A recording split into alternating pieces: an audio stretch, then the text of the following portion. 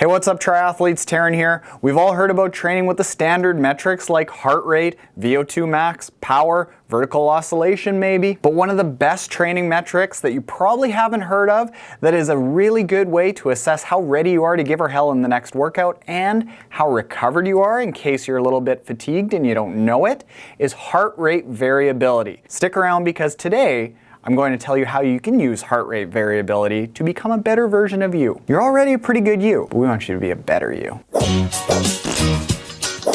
Now for starters, I want to thank Lifetrak who just came out with the Zoom activity tracker, which tracks your activities and more importantly for the purpose of this video is one of the easiest ways that you can track heart rate variability. I've been using it for about 3 weeks now to track my heart rate variability. And you know these guys, if you look down at any treadmill, the heart rate monitor is most likely made by Lifetrak. So I've been using the Zoom now and I've found it to be a really consistent way to get that heart rate variability test without having to go into a lab or do fancy dancy tests. You wake up, you press a button, boom, done. Now getting right into it, heart rate variability is a measure of how well the parasympathetic nervous system is functioning. And that is geek speak for the system in our body that is in charge of rest and recovery and digestion and excretion. We love a good excretion joke around here. How am I the only one that urinates in the shower? Basically, HRV is a measure of how well rested you are and how well prepared your body is to go really hard in the next workout you've got coming up that day. One really surprising thing to me about heart rate variability is that it's counterintuitive to what you'd expect.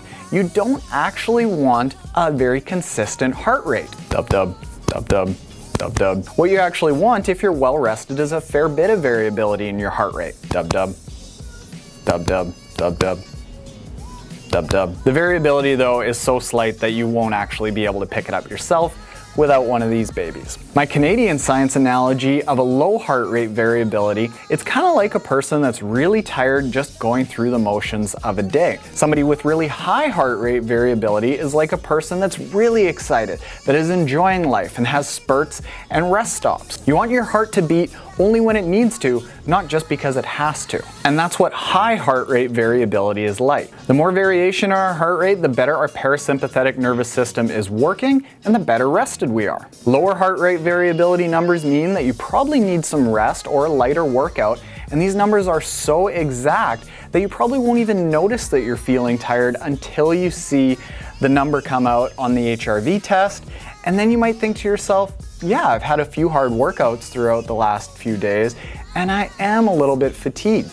So it's actually like a leading indicator of fatigue that's about to come, not digging yourself too deep a hole before you go too far. Totally sold on heart rate variability testing? Good. Here's how you do it. For starters, you need a heart rate variability tester. Like I said, I am currently using the Lifetrak Zoom. Time of day, things that you've eaten, your mood, your stress level, these are all very important metrics to what your heart rate variability number is going to be. So I recommend doing it first thing in the morning, basically as soon as you get up. And in the case of the Lifetrak Zoom, you hit a button, you chill out for that couple of minutes, number comes out, done. Now if you get numbers in the high 70s, 80s, and 90s, you're well rested. Give her in the next workout. If you're getting numbers in the low 70s and into the 60s, you either want to back off in the next workout or take an outright rest. The first couple times that you do the test, it's essentially going to mean nothing. So over a few days, start tracking your HRV numbers, how you're feeling in workouts, if you're feeling fatigued or if you're feeling good. And what you'll see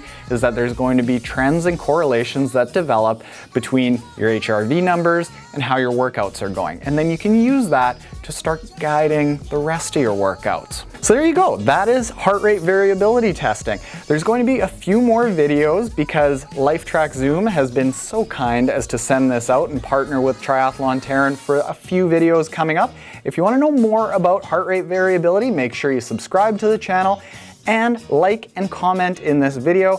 Let me know what you want to see about heart rate variability in the Zoom coming up in future videos over the next month. I hope this helped. As always, thank you for liking, commenting, sharing, and subscribing. Happy and hard training, triathletes, and good luck in your next triathlon. You can get right in there, right